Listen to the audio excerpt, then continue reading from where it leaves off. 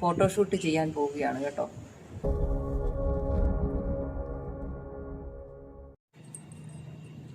Hi, ഒരു പുതിയ വീഡിയോയിലേക്ക് സ്വാഗതം. ഞാൻ നിൽക്കുന്നത് വെള്ളത്താൽ ചുറ്റപ്പെട്ട ഒരു അമ്പലത്തിലാണ്. ഒരു ദ്വീപ് പോലെയാണ് ആ അമ്പലം സ്ഥിതി ചെയ്യുന്നത്. ആ അമ്പലത്തിലേക്ക് പോകാനായിട്ട് ഒരു പാലമുണ്ട്.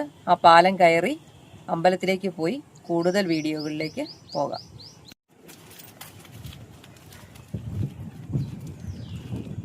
വളരെ നീളമുള്ള ഒരു പാലമാണ്. ആ പാലം കണ്ടോ, ഒരു നല്ലൊരു നദി കുറുകയാണ് ആ പാലം. ആ പാലത്തിലൂടെ ചെന്നാണ് നമ്മൾ ആ അമ്പലത്തിലേക്ക് ചെല്ലുന്നത്, ആ ക്ഷേത്രത്തിലേക്ക് ചെല്ലുന്നത്. അത്യധികം നല്ല നീളമുള്ള ഒരു പാലമാണ്. പാലമൊക്കെ നന്നായിട്ട് ഭംഗിയായിട്ട് നിർമ്മിച്ചിട്ടുണ്ട്. നദിയുടെ ചുറ്റപ്പെട്ടാണ്, ഈ നദി ചുറ്റപ്പെട്ടാണ്, ഈ അമ്പലത്തിനെ ചുറ്റിയാണ് കാണുന്നത്. പിന്നെ അതുപോലെ തന്നെ കുറച്ച് ഈ അമ്പലത്തിൻ്റെ ചെറിയ ഒരു കണ്ടോ, ചെറിയ ഒരു സബ്ബായിട്ടുള്ള ഒരു ക്ഷേത്രമുണ്ട്. അത് വെള്ളത്തിൽ തന്നെയാണ് കാണുന്നത്. ഈ അമ്പലത്തിന്റെ രണ്ട് സൈഡിലുമായിട്ട് രണ്ട് ആൽമരമുണ്ട്. ഒരേ ആൽമരം കണ്ടോ നദിയിൽ തന്നെയാണ് കാണാൻ നമുക്ക് സാധിക്കുന്നത്. മറ്റൊരു ആൽമരം എന്ന് പറഞ്ഞാൽ തൊട്ടടുത്ത് വയലാണ്. ആ വയലിനോട് ചേർന്നാണ് അടുത്ത ആൽമരം കിട്ടുന്നത്. അപ്പോൾ നല്ലൊരു പ്രത്യേകതയുണ്ട്. എന്താണെന്ന് ചോദിച്ചാൽ, ശരിക്കും പറഞ്ഞാൽ ഫ്രണ്ട് ഭാഗത്തായിട്ട് നദിയാൽ ചുറ്റപ്പെട്ടും ഈ അമ്പലത്തിന്റെ ബാക്ക് സൈഡിലായിട്ട് ഒരു വയലുമാണ് നമ്മൾ കാണുന്നത്.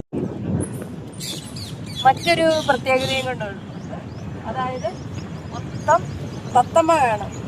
തത്തകളുടെ ഒരു കൂട്ടം തന്നെ നമുക്ക് ഈ അമ്പലത്തിൽ കാണാൻ സാധിക്കും. അതുപോലെ മനോഹരമാണ്. വളരെ പ്രകൃതി സൗന്ദര്യം കൂടിയ ഒരു അമ്പലമാണ്. കണ്ടോ, ഇഷ്ടംപോലെ തത്തകളും അണ്ണാനും ഒക്കെ ചേർന്ന ഒരു വലിയ വൃക്ഷമുണ്ട്. ആ വൃക്ഷത്തിൽ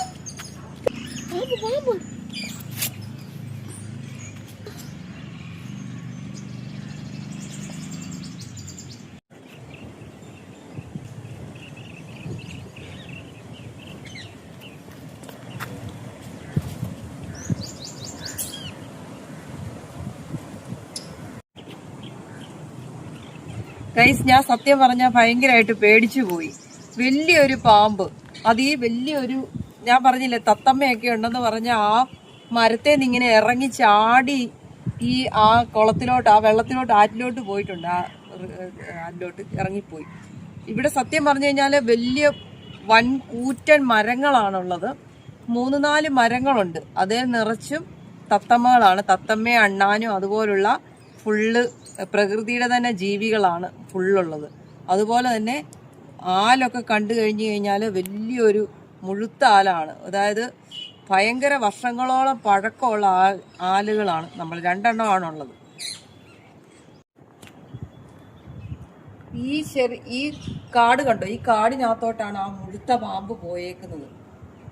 അത് ആ ആറ്റിലോട്ട് ഇറങ്ങിയെന്നാണ് തോന്നുന്നത്. പക്ഷെ അറിയില്ല ഇതിനകത്തുണ്ടോന്നും അറിയില്ല.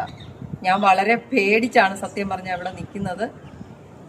എനിക്കറിയാൻ മേല, വലിയൊരു മുഴുത്ത ഒരു പാമ്പ്. ഞാൻ ഇതുവരെ അത്രയും വലിയൊരു പാമ്പിനെ കണ്ടിട്ടില്ല.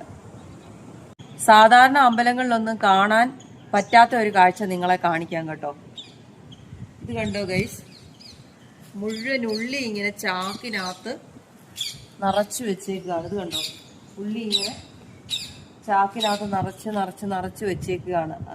ഉള്ളിയെല്ലാം, ഉള്ളിയുടെ തൊലിയെല്ലാം കളഞ്ഞെല്ലാം നമുക്കിവിടെ കാണാൻ പറ്റും. എന്നിട്ട് ഇങ്ങനെ ചാക്കിനകത്ത് അടുക്കി വെച്ചിരിക്കുകയാണ്. ഇത് ഞാൻ 2 ആലാണ് ഫ്രണ്ടിൽ കണ്ടത്. പക്ഷെ അത് മാത്രമല്ല ഇത് കേട്ടോ, ഇതിന്റെ ബാക്ക് സൈഡിലും 6 ഉണ്ട്. അതുപോലെ തന്നെ ആ റിവർ ചുറ്റപ്പെട്ടാണ് കാണുന്നത് കേട്ടോ.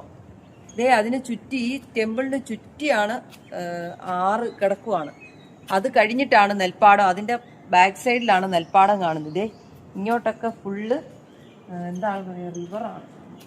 6 ഇങ്ങനെ കിടക്കുവാണ്. 6 ഇങ്ങോട്ടൂടെ ചേർന്ന് കിടക്കുകയാണ്. സത്യം പറഞ്ഞാൽ എനിക്ക് പോകാൻ പേടിയാണ്. കാരണം ഇവിടെ എല്ലാം ഇലകളെല്ലാം ഇങ്ങനെ കിടക്കുകയാണ്. ഇനി പാമ്പുണ്ടോ ഇല്ലയോ എന്ന് അറിയത്തില്ല. ഇത് ചുറ്റും ഇങ്ങനെ ഈ ആൽമരങ്ങളാണ് കേട്ടോ.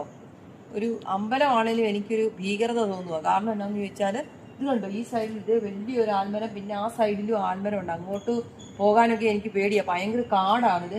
കാടും ഇലകളും എല്ലാം കൂടി. ഇനി വല്ലോ പാമ്പോ വല്ലോ മൂർഖനോ വല്ലോ ഉണ്ടോ എന്ന് അറിയാൻ പറ്റത്തില്ല. എങ്കിലും അവിടെ ചുറ്റും ആല് കേട്ടോ, നല്ല രസമുണ്ട്. 1 2 3 4 ആല് മുഴുത്തില്, ഭയങ്കര വലിപ്പമുള്ള ആല്. അത് എത്രയോ വർഷ പഴക്കമുള്ള ക്ഷേത്രമാണെന്ന് എനിക്ക് തോന്നുന്നു കേട്ടോ. ചുറ്റും ആലുകൾ കൊണ്ട് മാത്രം നിറഞ്ഞു നിൽക്കുന്ന ഒരു കാടുണ്ടോയെന്ന് ചോദിച്ചാൽ കാട് കൊണ്ട് ഭീകരതയെല്ലാം ചേർന്ന ഒരു ക്ഷേത്രം. ഞാൻ എന്തായാലും ഈ സ്ഥലം വെച്ചൊരു ഫോട്ടോഷൂട്ട് ചെയ്യാൻ പോവുകയാണ് കേട്ടോ. എൻ്റെ ഫോട്ടോഷൂട്ട് കഴിഞ്ഞു. ഞാൻ ഈ വീഡിയോയുടെ അവസാനം അത് ചേർക്കും, എല്ലാവരും കാണണം കേട്ടോ. ഇപ്പം ഞാനിനി അടുത്തത് അങ്ങേ സൈഡിലോട്ട് പോവുകയാണ്. ആ കാട്